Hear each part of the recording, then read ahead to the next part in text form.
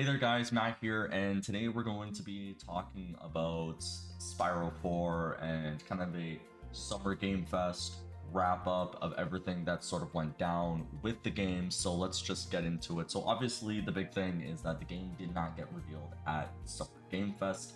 And to be honest, I wasn't anticipating it to be revealed at Summer Game Fest. That's why I wasn't really hyping up Summer Game Fest for Spyro 4. I was actually hyping up Summer Game Fest for another game that didn't get a trailer at Summer Game Fest.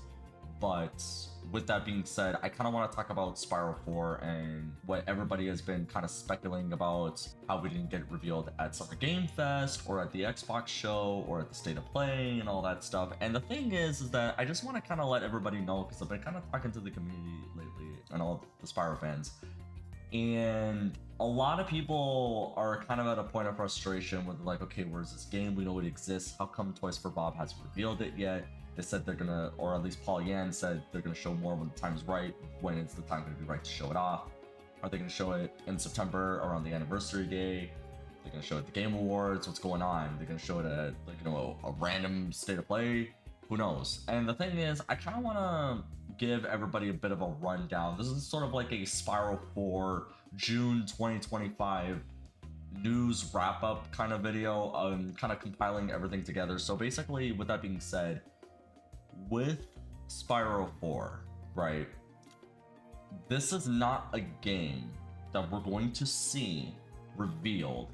And I'm going to say this, I know a lot of people are not going to like this, but I have to say it. This is not a game that we're going to see until next year. So basically, what do I mean by this? So we know, going off of Toys for Bob's development times and off of what Paul Yan has said, that, you know, things have been running smoothly. You know, obviously things have obviously been turbulent for the studio since they've gone indie, but they did have a swift recovery from what we do know. And that they've been, as Paul Yan said in his very own words, they've been off to the races ever since, which means that they've been consistently working on the game in a pretty consistent and timely manner. And it sounds like it's been like that for a while now, right? It seems like that's been the case. Now, the thing is, what a lot of people need to understand about this game is that Toys for Bob / Activision don't reveal their games and market them until the year that they come out. But with that being said, my point is that I think Game Awards is gonna give us answers regardless. So what do I mean that we're gonna get answers regardless? And basically what I mean by that is that either two scenarios are gonna happen, guys. So listen up on this. Either the game is going to be revealed at the Game Awards and it comes out in June of 2026. Or scenario 2, the game does not get revealed. The game does not get revealed at the Game Awards. However, that's not a bad thing, because of this one hint of information that we know looking at the past, is that, okay, if the game does not get revealed at the Game Awards, then that's fine, because guess what? Then we know when the game's gonna get revealed. We have our, like, okay, it wasn't revealed here. We know when this game is coming out. It's going to come out in the fall of 2026, and it should be revealed between April to June of next year, right? And honestly, at that point, whether the game gets revealed or not in December, we're not going to really be waiting that much longer, guys. We're going to be waiting at least another 6 months at best. And I know that sounds, you know, egregious to everybody, because right now I'm basically telling you, you got to wait another 12 months, buddy, before you get the reveal. You know, my point is that the Game Awards is going to give us answers regardless. Is that whether the game gets revealed or not, we're going to have our, okay, we know what's going on with this game.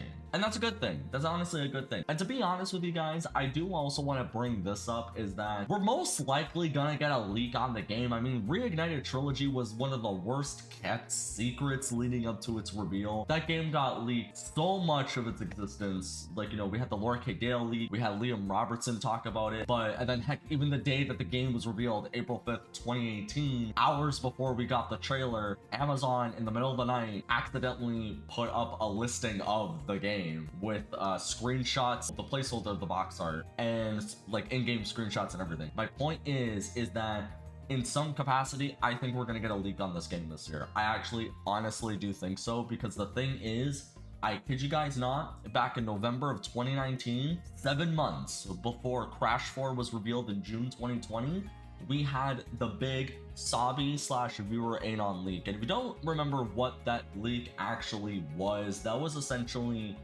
two leakers who had no knowledge of each other's existence who coincidentally leaked Crash 4's gimmick at the same time, with one of them going more in depth about it and really getting into the nitty gritty of like, okay, like, you know, for example, they both told us about the quantum masks and that Cortex would be playable. And I believe it was viewer Anon who actually really went in depth about Cortex being playable. And it's like, okay, like for example, this is like, you know, a scenario where it's like, oh, you play this level as Crash and then a hazard gets in your way, and then you play Cortex's version of that level and he's the one that did that, right? And you kind of see it from his perspective and it kind of ties the story together. And he was 1-to-1 on that because that's exactly what they did in Crash 4. So, you know, with that being said, they were on the money with that. And they also told us about the quantum masks. Now, granted, they didn't call them the quantum masks because they didn't know the name, but they essentially said that each mask would have their own powers and abilities, which obviously was true looking at Crash 4. That happened 7 months before the reveal. You know, we're probably going to get a leak on this game in some capacity of somebody coming out and giving us information. And speaking of leaks and rumors, I actually want to bring up something else because I mentioned him earlier on in the video, and that's Liam Robertson.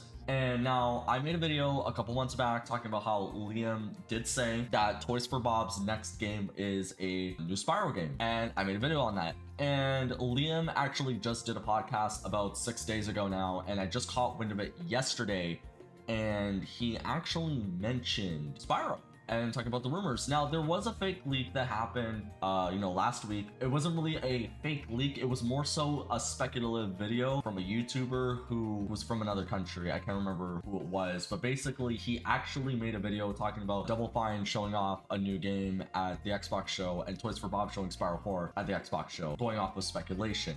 Right? And the thing is, what's funny about it in that video, he actually used CGE's video and my video as an example, and I already kind of knew it was speculation, right? Like, to me, it was like, okay, no, like, what, like, me and CGE are being mentioned here. This has to be like a speculative video because it was in a different language, right? I can't remember who it was or what it was, but he talked about it anyways. Liam talked about it in his podcast, and he even said like what I was thinking, like it's too early to reveal the game. And even I was saying that it's too early for the game to be revealed because I think we're a year away. And he pretty much parroted what I said, and he did once again reiterate that Toys for Bob's next game is a brand new Spyro game. And this time, compared to the last time, he said it with more confidence, and he's more like, yeah, no, like this, like I know they're working on this, like this is their next game. He was even talking about how next year is when we could potentially see it, and I agree with that because again, this game started development in 2024, early 2024. Going into next year would mean that we would hit that 2-year point of development, right? And usually Toys for Bob's games typically take 2 years to develop, give or take. Now, what's interesting about this game, whether this game comes out in June of next year or in the fall of next year, they're gonna have over 2 years of dev time.